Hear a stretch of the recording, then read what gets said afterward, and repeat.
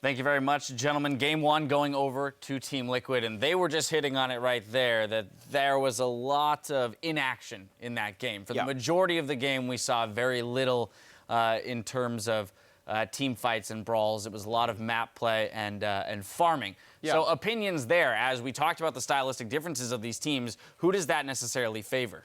Yeah, Team Liquid for sure. CLG was like, hey, just let Kindred get her sated, and then we'll fight. And then, I mean, I'm sure everybody that's watching knows how it goes when somebody gets sated for free.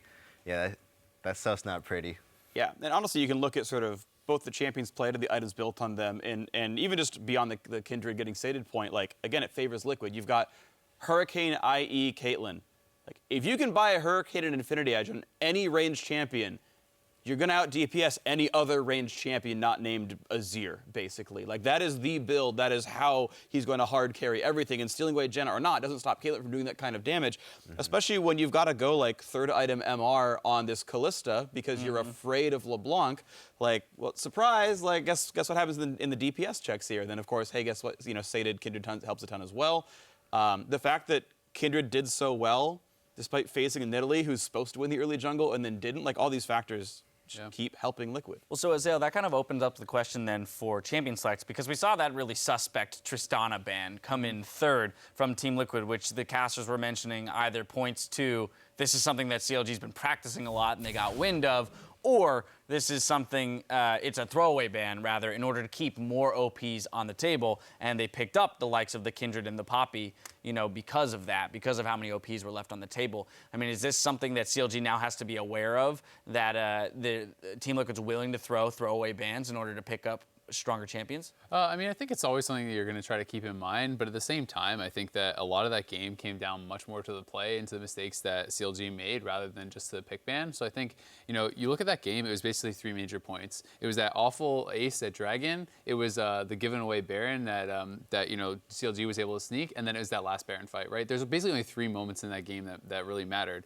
And you also look, you know, you have to look back to Smithy. He has to hold down the Kindred, right? This is something that, as a team, you need to do this, actually. It's not just on Smithy, but as Nidalee, you should be bullying this guy around. And you shouldn't be letting him take free Rift Heralds, free, like, all the Scuttles for free, all the Dragons for free. I mean, this is something that you need to be aware of and you need to play around. And they didn't play around their champion's strengths. And when they did have the team fights, they just looked out of sorts. Yeah, CLG on your screens now. I mean, given the fact that there were only, as you mentioned, three major elements to this game, that would hopefully point to the fact that they're easily identifiable and they can make the necessary changes going in to the next game. I do want to hit on one of the points that you mentioned. It's our replay 30 minutes into the game.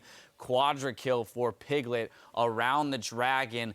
A suspect engaged by CLG. Yeah, so there's a major issue when you're facing eventually a Caitlyn near a wall with all summoners up. So at first it's like Huhi trying to distract because they're going for the TP play. Everyone is trying to come down the map as fast as possible, but CLG is actually slower than Liquid are going to be if you look at the minimap where all the icons are. So Huhi, you know, he gets started off the ulti, and Afro looked for a backwards ult. He ran in to try to monsoon out the Kindred, but ends up just being out of position. So now there's a free kill on the jungle, or a free kill on the support, free kill on the mid laner as well, and then Piglet no longer has any threat on him. The first person who shows up gets a flash over the wall, net over the wall, whatever, burn, summon, or heal.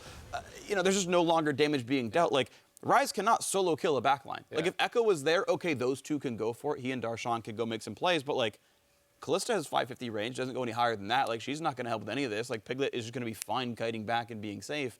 And sure enough, he was, with the Janna already dead. And, I mean, we kind of have to call it like it is. It's like, not only was Huhi trying to go in 1v3, which I think was already too aggressive, he's on the opposite side of the Dragon, right? Maybe if he's on top side of the Dragon pit, and he can come in from there and poke away at them, and Afro doesn't have to just, like, then suicide in as well to try to save him. I mean, not only did he kill himself, he killed Afro, too, because Afro had to try and go in and save him, and it just put his team in a position where it's like, you know, that fight is lost. It doesn't matter what your teammates do at that point.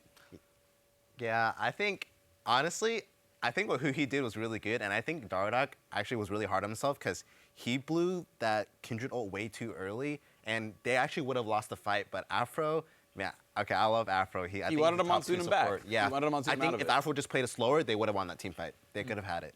Oh, interesting. We just saw Team Liquid on the screen there. They're obviously going to feel confident coming out of that first victory. I mean, the last point I want to hit here is the fact that Team Liquid didn't really seem pressured in that game. And I'm going to come back to you, Kiwi, because I think you were hitting on the points that, like, for CLG in this series, they're going to have to be the more proactive team. Because it seemed like Team Liquid, given the fact that they're willing to have these 5v5 fights late with gold even, they're going to be happy to play lane swaps and just farm up for 25 minutes every single time. Yeah, I mean, I think TL will do fine even in non-lane swaps. It's just maybe they're just kind of scared to make plays. CLG is kind of scared to make plays. Like, they're not sure when they want to fight. I think they really need to identify that maybe before the game even starts, and, like, you know, let's hit this dragon, or let's just hit them when I get this item. So they really need some regrouping. They have a few more minutes to do that regrouping. We're going to step away while the teams load back onto the stage for Game 2 between Liquid and CLG. Don't go anywhere. The NA LCS Spring playoffs continue after this.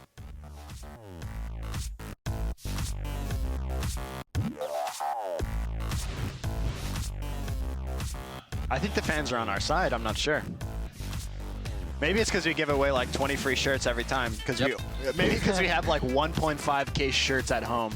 Team Liquid still not there. TP in from Lorlo. He wants to eject him. Oh, it's Rendon on the way out. They say thank you very much and bye-bye. Pick us out of the fight. Pick us out of the fight. I'm coming back in. And now they're on to Huhi. He's trying to dodge mistakes left and right. The health bars are dropping. And here comes Phoenix once again. The double distortion is up. And there goes Counter Logic Gaming. And they are going to take game 1 of the series against Counter Logic Gaming.